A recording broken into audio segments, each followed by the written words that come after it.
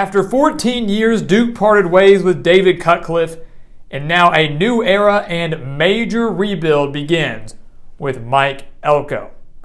So welcome back to the Gridiron Expert, guys, ready to predict Duke's schedule and record for the upcoming 2022 college football season. A season, guys, that is going to be pretty rough for Blue Devil fans.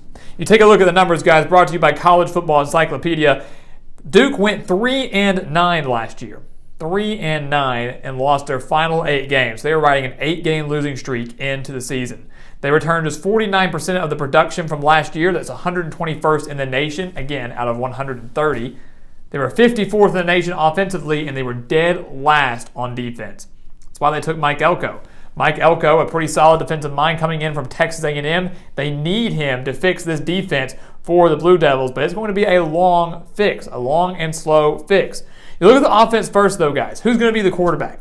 Could be Jordan Moore, more of a dual-threat quarterback. Could be Riley Leonard, bigger arm, more of a pocket passer. Whoever they have, both solid options, is going to take some time to get acclimated, guys, because the wide receiver core, not too solid, and Duke's a team that lately has been relying more on the run, averaging nearly 180 rushing yards per game last year, but they lose their historic running back in Mateo Durant.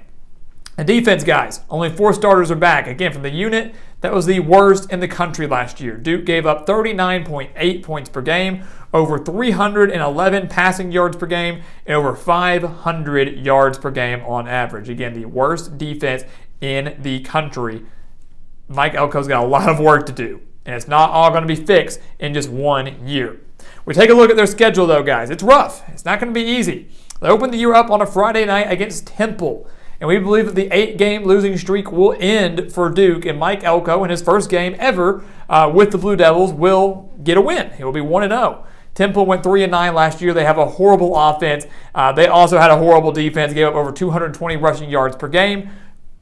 Really, it's just a battle. Pick your poison, guys. This is going to be a pretty sloppy, boring game on Friday night, but we do think Duke's going to get the victory here. They then go on the road to take on Northwestern. Northwestern, Duke beat last year 30-23. Kind of a surprise that Duke was able to win so many non-conference games last year. 30-23, but now they go on the road. And to me, guys, Northwestern, while they weren't great last year either, they own all the edges in this game. They own the edge at coach with Pat Fitzgerald. They own home field advantage. I believe they own the quarterback advantage with Ryan Helensky. They own the defensive advantage. Northwestern's a team that typically alternates. Good year, bad year. They should bounce back a little bit in 2022. They beat Duke in Evanston. The Blue Devils bounce back, beat North Carolina A&T. They're 2-1, and they wrap up non-conference play at Kansas. Great basketball matchup, per usual, but in football, not so much. They do fall to the Jayhawks, though, a team that Duke beat 52-33 last year, but a Kansas team that is slowly building under Lance Leipold. We saw flashes of brilliance last year from Kansas. They beat Texas towards the end of the year. They only lost their last 2 games by a combined 9 points, so from a competitive standpoint, Kansas was getting there. I believe on their home turf, Kansas defends it, beats Duke, and Duke is now 2-2 heading into conference play. This is where we can kind of start to breeze through things quickly, guys. It gets rough. Start with Virginia. You have Duke with the worst pass defense in the ACC, the second worst pass defense in the entire country, going up against the second best passing offense in the country in Virginia, led by Brennan Armstrong. It's a no-brainer. Even though it's at Duke, Virginia wins, and they win big time, just like they did last year when they beat Duke 48-0. They then take on Georgia Tech, a game that to me is a battle between the 2 worst teams in the ACC. Really, the winner of this will avoid being crowned the worst team in the ACC. And unfortunately for Duke, they will lose to Georgia Tech. The game is in Atlanta. They lost last year 31-27. The game is now, again, in Atlanta. Georgia Tech has the edge at the coach, slightly with Jeff Collins, not great, but slightly. They have home field advantage. They have the edge at quarterback with Jeff Sims, who has the experience. All edges go to Georgia Tech in this game. And while it will be sloppy, while it's not going to mean much by the end of the year, still a conference victory for whoever gets it, and we're going to give it to the Yellow Jackets. Duke then takes on North Carolina. Again, another great basketball matchup, maybe not so much in football. They fell to the Tar Heels 38-7 last year. North Carolina should improve a little bit on defense. Have a couple questions offensively, especially at quarterback, but whoever's under center will do just fine for Mac Brown in what should be a mini bounce-back year after a disappointing 2021.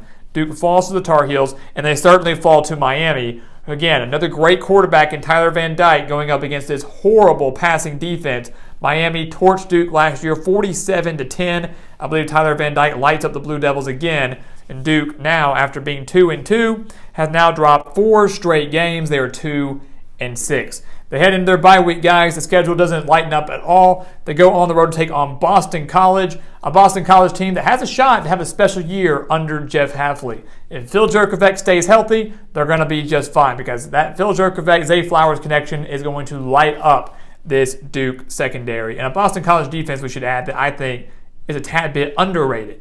So they fall on the road to Boston College.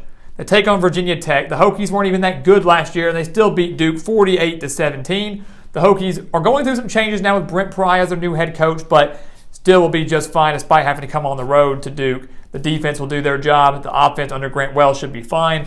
They fall to Virginia Tech. They fall to Pittsburgh, a team they've lost to 54-29 last year. The game is now on the road. The Pittsburgh defense is solid, and everybody wants to point fingers and say, but they don't have Kenny Pickett.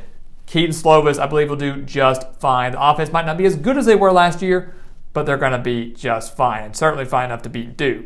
And the season finale, guys, senior night for Duke against Wake Forest, Sam Hartman. That's the pick, Wake Forest and Sam Hartman. Again, we've talked about Duke's poor secondary this entire video, and now they're going up against arguably the best quarterback in the ACC in Sam Hartman with a Wake Forest team that beat Duke 45-7 last year. Quite frankly, I don't believe the Blue Devils stand much of a chance.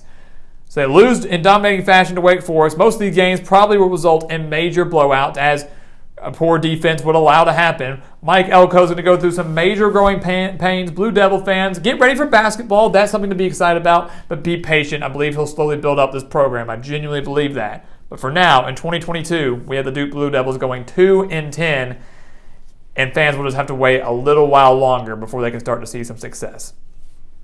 So guys, as always, thank you so much for watching us here at the Gridiron Expert on YouTube. Please continue to like, comment, subscribe, share our videos. Check out everything down in the description below, including those expert picks over on our website, thegridironexpert.com. Some of the best college football and NFL spread picks in the country for one of the lowest prices in the country. Make sure to go give that a look and join our team today. And once again, guys, as always, thank you so much for watching, and we'll see you next time right here on the Gridiron Expert.